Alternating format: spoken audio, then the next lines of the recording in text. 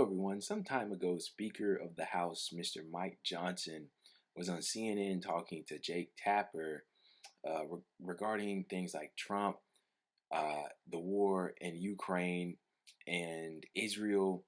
And basically, I want to show you this video, this clip of him on CNN, basically speaking here because it is an encapsulation of the kind of thinking and ideology that surrounds and envelops our entire political class and our phony leaders. Look, we know what the timetable is. We know the urgency in Ukraine and in Israel. And we are going to stand by Israel, our close ally and dear friend, and we're going to stand for freedom and make sure that Vladimir Putin doesn't march through Europe. These are important responsibilities. A strong America is good for the entire world. Since World War II, really, the responsibility for the free world has been shifted onto our shoulders, and we accept that role. We're an exceptional nation. We're the greatest nation on the planet, and we have to act like it. And we have to project to Putin and Xi and Iran and North Korea and anybody else that we will defend freedom. It doesn't mean boots on the ground. We're not the world's policemen, but we're going to do the right thing. And I think the Congress is going to take an important stand here. President, how should Israel protect Speaker Johnson? Well, we'll see what happens with that. I think he's a very good Did he brief? We'll see what happens with that. I think he's a very good person. Have you talked to Trump about this plan, this legislative plan, in terms of how you're introducing these foreign aid bills? And ultimately, will he have your back? Oh, I think he will. I was just with him on Friday down at Mar-a-Lago, and we had dinner together, and my wife was with me, and we had a great visit. We talked about a lot of things, all the politics going on in the country, and he said at a press conference we had there together that I'm doing a very good job, and he supports me and all of that. Listen, I think this is all going to work out. I think it's going to be fine. I did tell the president the plan on all of this, and I think he clearly understands why we're running this play and why we need to do this. I think this sets up the next election, the next administration, the next president, and I believe he's going to win in a better position. All right, hopefully you've had enough time to digest that nonsense, but this is the kind of BS that we're up against as regular people, dealing with a political class that is as vitriolic and as weirdly just deranged as what we're currently faced with. So I wrote down some things that I thought were key. Pretty much every sentence he uttered was damn near a soundbite, something that we could talk about for some time, just because of the sheer ridiculousness of it. But he starts off by saying, and I think that this is incredible, because this can be flipped in a plethora of ways. But he says, we know the urgency in Ukraine and in Israel. Now, when I hear that, and when you hear that, and you think urgency in those two particular places of the world, you think, okay, Ukraine, they have that war that's going on, the proxy war in which the United States is obviously losing through Ukraine, but they're using it as a way, as a means to weaken Russia in order to preserve their position in the world. Now, I've made countless videos on this and why it's failing. And anybody with a half a brain can tell you that this isn't going the way that the U.S. originally thought it would go. It was a major miscalculation. Vladimir Putin is still the leader there. The Russian economy is just fine. Russia hasn't collapsed. Ukraine has not defeated them. Nothing they said would happen has occurred, right? But we already knew that.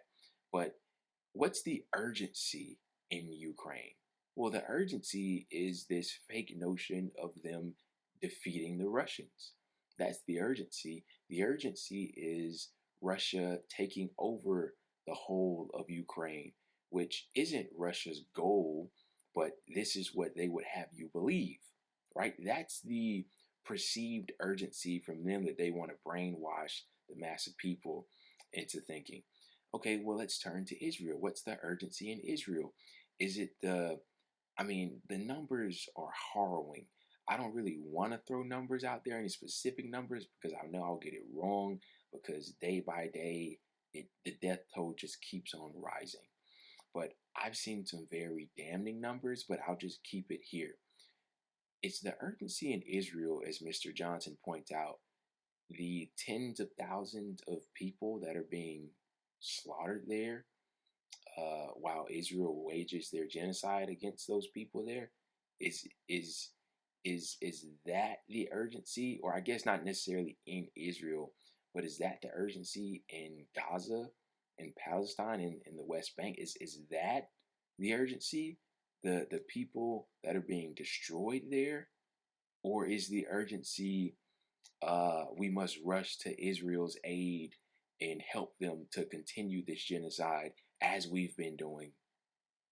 I think you know which is the urgency that Mr. Johnson was alluding to in that small clip that I just played for you. Another example of the ridiculousness of the ideologies of our politicians. He says that they need to stand for freedom. In what way does this country stand for freedom? I can't remember anything in recent memory or now in which this country has stood for freedom.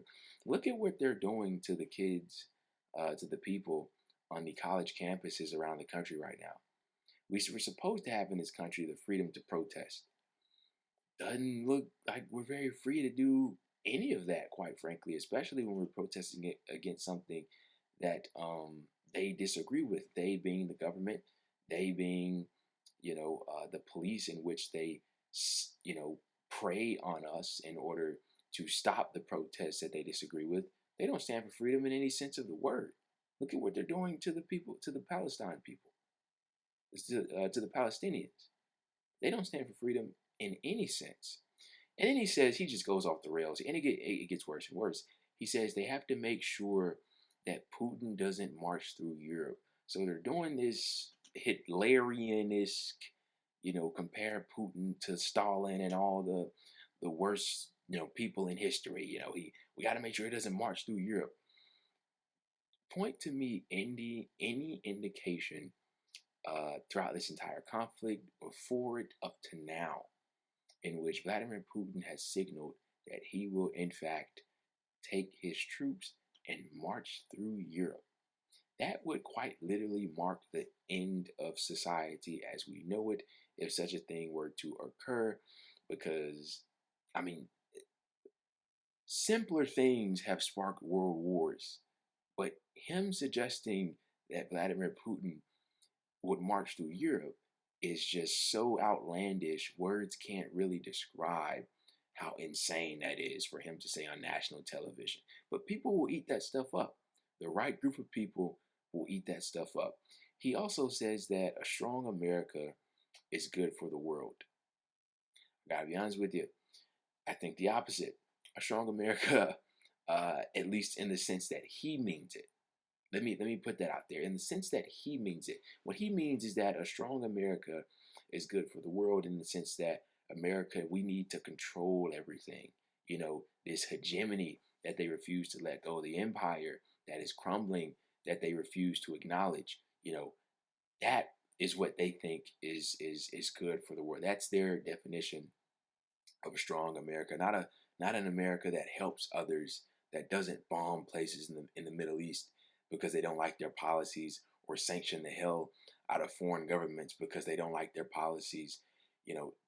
That's not a strong America. To them, a strong America is one that enables genocide, massacres people across the world, treats their own population very, very poorly, funnels money to the rich, and let the majority of people, or a sizable amount, live in poverty.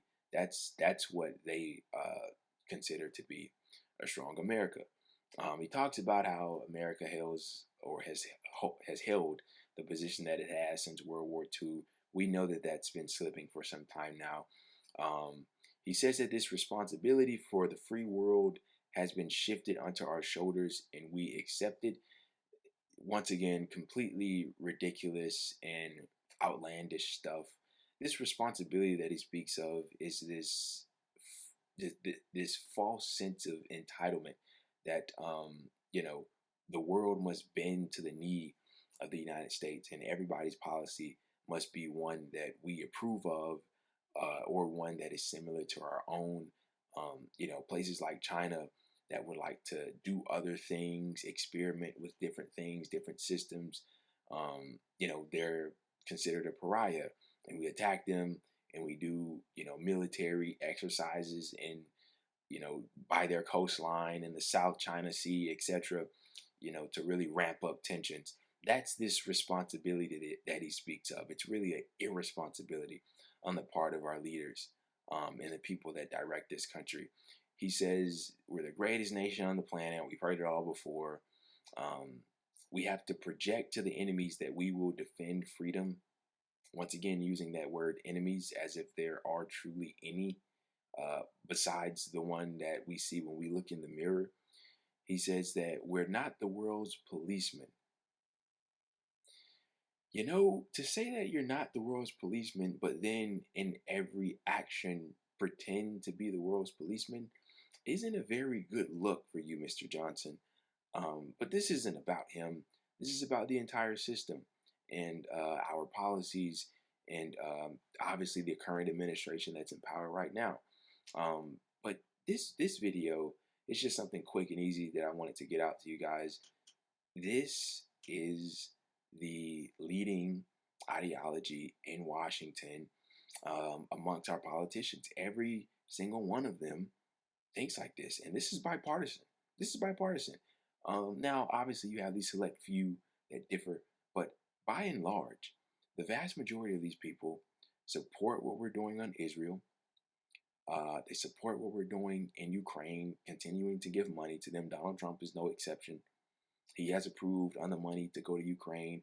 He's an Israel savant, huge Israel supporter. Every politician is. They dare not to go against Israel.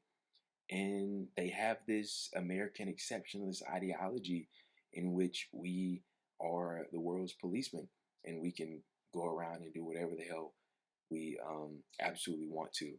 And it's a reprehensible ideology.